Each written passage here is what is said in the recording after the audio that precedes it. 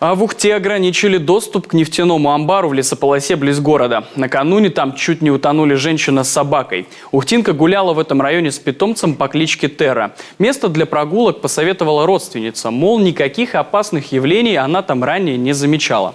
Однако именно там пес провалился в огромную лужу вязкой жижи неизвестного происхождения, похожей на нефть. Хозяйка чудом в одиночку, а вокруг в тот момент никого не было, вытащила животное, при этом сама едва не утонула. Собаку отмывали 2 суток, пришлось вызывать ветеринара. Сейчас уже хорошо, мы уже кушаем полноценно. Все, уже глаза прокапали мы, уши промыли, нос прочихали.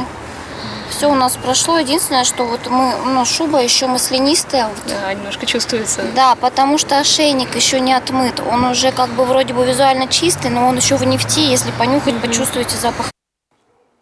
Жуткий стресс был у обеих. К тому же, по словам Ухтинки, она опасается, что подобное ЧП может произойти с кем-то еще. Территория, с ее слов, была недостаточно огорожена. В Ухтинской мэрии пояснили. Происхождение болота выяснили, меры приняли. Это нефтяной амбар, существует с 2014 года. Лицензионный участок – это ООО «Ухта-Нефть». Им направлены все предупредительные письма, они сделали там ограждение с сеткой рабицы. Сейчас доступа для граждан там нету. Информация о произошедшем инциденте направлена в Ухтинский городской отдел по охране окружающей среды Минприрода Коми и Печорскую природоохранную межрайонную прокуратуру. Жители Ухтинского микрорайона УРМЗ беспокоят состояние пешеходного моста. Он соединяет микрорайон с городом и активно используется местными. Но объект нуждается в реконструкции и, по мнению граждан, может представлять опасность даже для пешеходов. Так ли это, попытался выяснить Евгений Стокос. Этот мост расположен параллельно путепроводу с активным автомобильным движением. Вдоль автодороги предусмотрены узкие полосы для пешеходов, но жители микрорайона УРМЗ гораздо чаще используют именно мост по соседству. Здесь удобнее передвигаться с колясками, на велосипедах и самокатах. А зачем потом ходить, там транспорт ходит, зачем? Я по нему не хожу, поэтому я хожу здесь, все-таки мне и ближе в магазин на рыбалку ходить, и проще. Зайдите на него и снимите. Шум, грязь, выхлопные газы. Вот этот гул постоянный. Машины туда-сюда носятся. Как там? Безопасность это именно я веду. Как там тротуар, я не знаю, я там ни разу не ходил. Впрочем, раньше этот мост тоже был доступен для движения транспорта, но несколько лет назад по решению администрации его закрыли для машин, опасались разрушения конструкций. Теперь жители УРМЗ считают, что этот во всех отношениях удобный мост становится опасным и для пешеходов. Как-то года 2 назад, по-моему, да, обратила внимание, вот идешь по мосту, но ведь это же, вот посмотрите, это уже хуже, чем в том году было, а на тот год будет еще хуже. Ну, что делать? А как дети будут ходить? А у нас же целый микрорайон, у нас же многие дети учатся в городе, у нас многие работают в городе, с города сюда ходят у нас здесь, и в ЖД вокзал. По словам местных жителей, по этому поводу они даже обращались к городским властям. Правда, эффекта не было. За ремонт моста так никто и не взялся. И не возьмется, пояснили нам в мэрии. А все потому, что строение уже давно не числится на балансе. А значит, и реконструкция не в ведении муниципальных властей.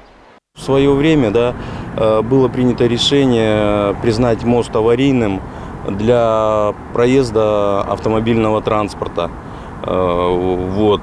Не могу вам точно сказать, принималось ли решение, что пригоден ли этот мост для пешеходного перехода. Чтобы было понимание, является ли он аварийным или не является, надо обратиться в профильную организацию.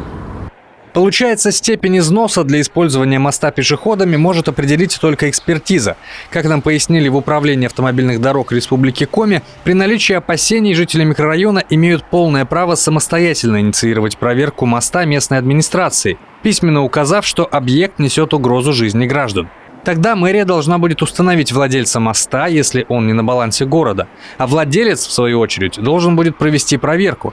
По ее результатам, если нужно, ограничить доступ к объекту, провести ремонт или даже полный демонтаж. Евгений Стокос, Виктория Науменко, Павел Лагутин, телеканал Юрган, Ухта. 11-классники региона написали самые массовые ЕГЭ – русский язык, профильную и базовую математику. Всего в этом году экзамены сдают почти 4000 выпускников. Пока экзаменационная кампания в регионе идет спокойно. В прошлом году в Коми зафиксировали всего 5 нарушений. Это у нас были сотовые телефоны, которые зазвонил будильник у ребенка прямо в аудитории, либо мама позвонила, или родитель, там, кто уже решил, что ребенок уже сдал, хотел узнать, как дела. То есть вот такие ситуации бывают. Да, дети пользуются иногда шпаргалками, это замечается либо общественными наблюдателями в нашем ситуационном центре, либо общественными наблюдателями на местах, либо же организаторами в аудитории. Между тем, Рособорнадзор накануне экзаменов зафиксировал больше 30 крупных мошеннических каналов Telegram, торгующих поддельными ответами ЕГЭ и ОГЭ. Общее число участников таких сообществ – 1,5 миллиона человек. По словам экспертов по информационной безопасности, число ресурсов по продаже ответов ежегодно увеличивается в период экзаменов. Но появление такого количества Telegram-каналов и их активное использование стали особенностью этой экзаменационной кампании.